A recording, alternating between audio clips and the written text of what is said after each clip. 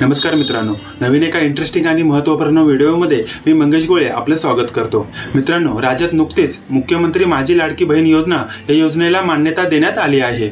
परंतु या योजनेसंदर्भात अनेकांच्या मनामध्ये वेगवेगळ्या प्रकारचे प्रश्न आहेत, जसे की या योजनेचा लाभ नेमका कुणाला मिळणार आहे, यासाठी कोण पात्र आहे, यासाठी कोणकोणते कागदपत्रे लागणार आहेत, या संबंधीची संपूर्ण माहिती आपण या व्हिडिओमध्ये देण्याचा प्रयत्न करणार आहोत। तरी हा व्हिडिओ शेवटपर्यंत नक्की पहा आणि तुम्ही जर या चॅनलवर नवीन असाल तर आताच या चॅनलला सबस्क्राइब करून घ्या। त्याच्यामुळे अशाच प्रकारच्या नवनवीन योजनांची माहिती तुम्हाला वेळोवेळी मिळायला मदत होईल।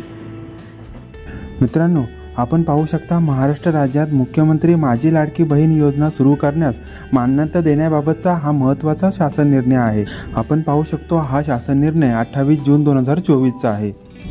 यामध्ये राज्यातील महिलांच्या आर्थिक स्वातंत्र्यासाठी, त्यांच्या आरोग्य आणि पोषणामध्ये सुधारणा करणे आणि कुटुंबातील त्यांची निर्णायक भूमिका मजबूत करण्यासाठी महाराष्ट्र राज्यामध्ये मुख्यमंत्री माझी लाडकी बहीण योजना सुरू करण्यास मान्यता देण्यात येत आहे।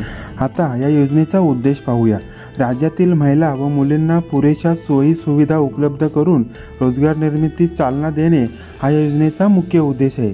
त्यासोबतच त्यांचे आर्थिक सामाजिक पुनर्वसन करणे, राज्यातील महिला स्वावलंबी आत्मनिर्भर करणे, राज्यातील महिलांना व मुलींना सशक्तीकरणास चालना मिळणे, त्याचबरोबर महिला आणि त्यांच्यावर अवलंबून असलेल्या मुलांच्या आरोग्य आणि पोषण स्थितीत सुधारणा करणे हे या योजनेचे मुख्य वैशिष्ट्य आहे। मित्रांनो, या योजनेचे स्वरूप नेमकं कसं असणार आहे हे आता आपण पाहूया। या योजनेअंतर्गत पात्रता कालावधी दरम्यान प्रत्येक पात्र महिलेला तिच्या आधार लिंक असलेल्या बँक खात्यावर डायरेक्ट बेनिफिट ट्रान्सफरद्वारे दरमहा 1500 इतकी रक्कम दिली जाणार आहे।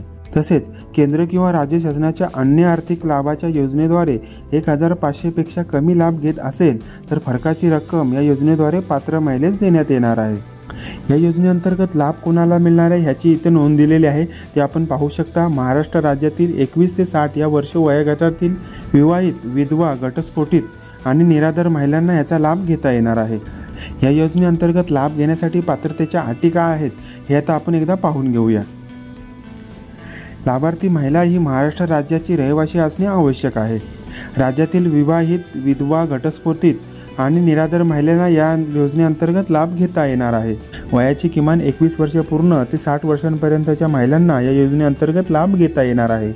या योजनेअंतर्गत लाभ घेण्यासाठी अर्जदार महिलेचे बँकेमध्ये खाते असणे आवश्यक आहे। त्याचबरोबर लाभ घेणाऱ्या महिलेच्या कुटुंबाचे वार्षिक उत्पन्न हे 2.5 लाखांपेक्षा जास्त नसावे। या योजनेअंतर्गत लाभ घेण्यासाठी अर्ज कसा करायचा आणि कागदपत्र कोणती लागणार आहेत ह्याची आता आपण माहिती घेऊया।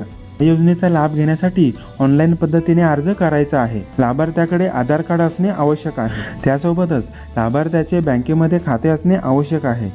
लाभार्थ्याचा पासपोर्ट साईजचा एक फोटो लागणार आहे। रेशन कार्ड आणि सदर योजनेच्या अटी आणि शर्तींचे पालन करण्याबाबतचे हमीपत्र यासाठी लागणार आहे। त्यासोबतच या योजनेअंतर्गत लाभार्थ्यांची निवड कशी होणार आणि योजनेची कार्यपद्धती कशा प्रकारे असणार आहे या संबंधीची संपूर्ण माहिती तुम्ही या GR मध्ये वाचू शकता। हा GR तुम्हाला व्हिडिओच्या डिस्क्रिप्शनमध्ये आणि आमच्या टेलिग्राम चॅनलवरती मिळणार आहे। तुम्ही अजून आमचा टेलिग्राम चॅनल जॉईन केला नसेल तर आता डिस्क्रिप्शनमध्ये जाऊन लिंक दिलेली आहे, तिथे जाऊन एकदा नक्की जॉईन करा। बाकी या योजनेसंबंधीचे पुढील नवनवीन अपडेट तुम्हाला आमच्या या चॅनलवर पाहायला मिळतील। त्यासाठी आताच आमच्या चॅनलला सबस्क्राइब करून ठेवा। नवीन अपडेटसह पुन्हा भेटूया, तोपर्यंत धन्यवाद।